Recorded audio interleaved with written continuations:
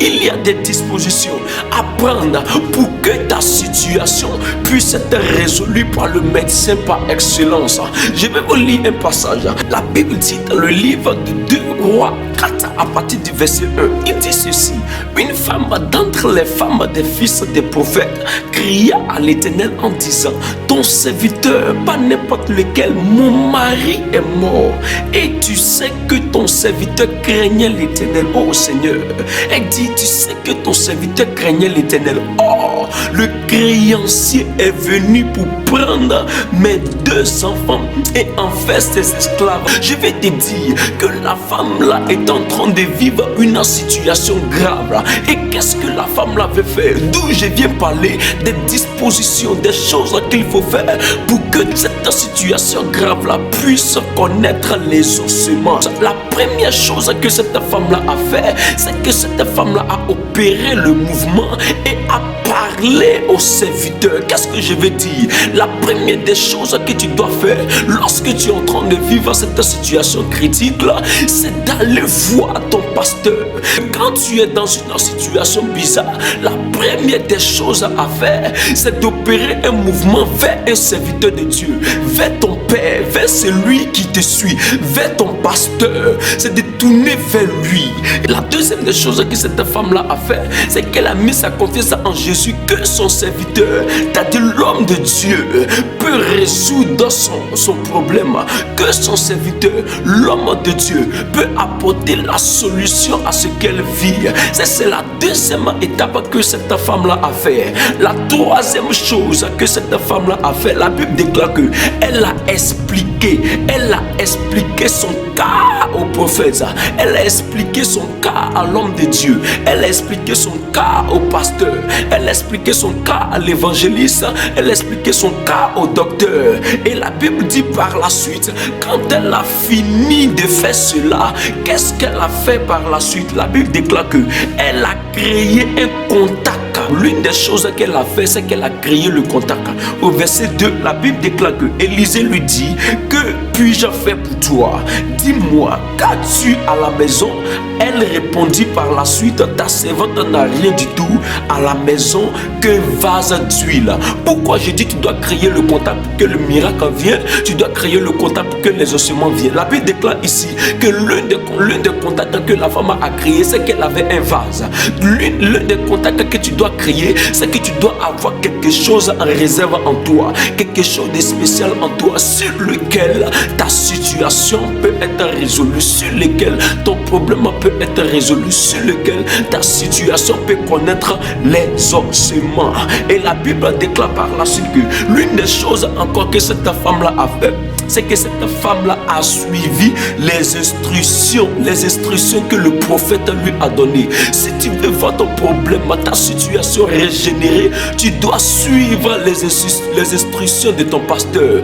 Quand tu vas aller le voir pour lui expliquer le problème que tu fais face là, il va te donner des instructions. Tu es obligé de suivre ces instructions pour voir la gloire dans ta vie. Tu es obligé de suivre l'instruction de ton pasteur, de serviteur de Dieu vers qui tu vas pour expliquer ton problème, pour exposer ton problème. Tu dois lui expliquer ton cas. Tu dois lui expliquer ton cas. Tu dois suivre ses instructions. La Bible déclare au verset 3 ou au verset 4 que cette femme-là, Élisée, est en train de lui donner les instructions et elle a suivi les instructions d'Élisée. Et après avoir suivi les instructions d'Élisée, la Bible déclare qu'elle a reçu les ossements jusqu'à telle enseigne que la bénédiction, là, mais elle-même, c'est elle-même qui a arrêté. Elle dit: Seigneur, c'est bon. Pourquoi? Parce que les vases étaient finis. Je vais dire à quelqu'un, si tu veux voir la gloire de Dieu se manifester dans ta situation critique, tu dois comprendre ces choses.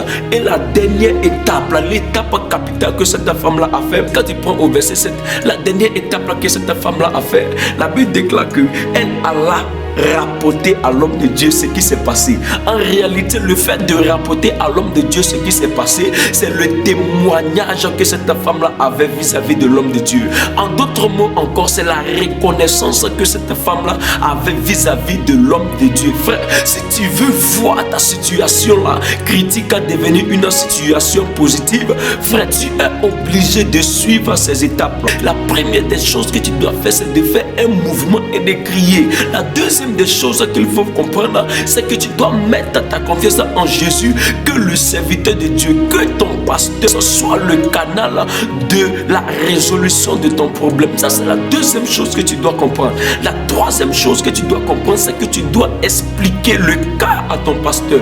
Ça, c'est la troisième des choses. Mais la quatrième des choses que tu dois comprendre, c'est que tu dois créer un contact à l'intérieur de toi. Tu dois créer un contact sur lequel l'homme de Dieu va s'appuyer pour que le miracle puisse être déclenché. Ça, c'est la quatrième étape. La cinquième étape, c'est que tu dois suivre les instructions de l'homme de Dieu. Tu dois suivre les instructions de ton pasteur.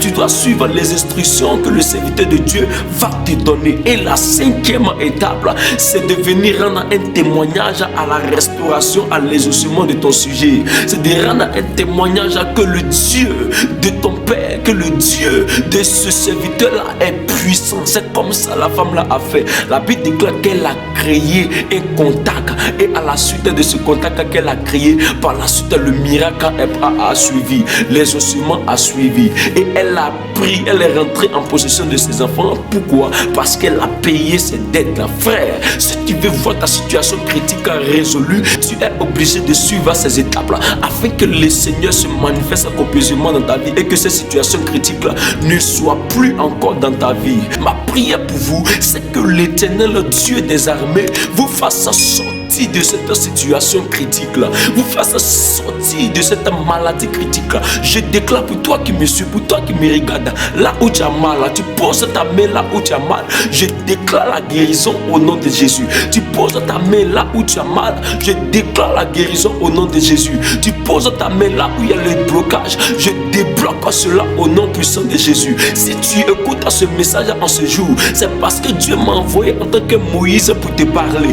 Dieu m'a envoyé en tant que Jéthro pour te parler. C'est pourquoi je déclare et je prophétise au nom puissant de Jésus. Pendant que tu mets ta main sur ta tête là, toutes les cellules là qui ne fonctionnaient pas dans ton corps, ces cellules là sont régénérées maintenant au nom de Jésus. Tu peux aller faire un bilan. Je déclare que tu es guéri. Pour tous ceux qui ont leur compte bancaire bloqué, je déclare au nom puissant de Jésus à cet instant où vous regardez cette vidéo, ce compte bancaire, là est débloqué au nom puissant de Jésus. Ce compte bloqué là est débloqué au nom puissant de Jésus. Pour toutes ces personnes là qui ont leur maison envoûtée, je déclare que ces maisons soient désenvoûtées au nom puissant de Jésus. Pour toutes ces personnes qui ont leur business bloqué, je déclare que ces business là soient débloqués au nom puissant de Jésus-Christ de Nazareth.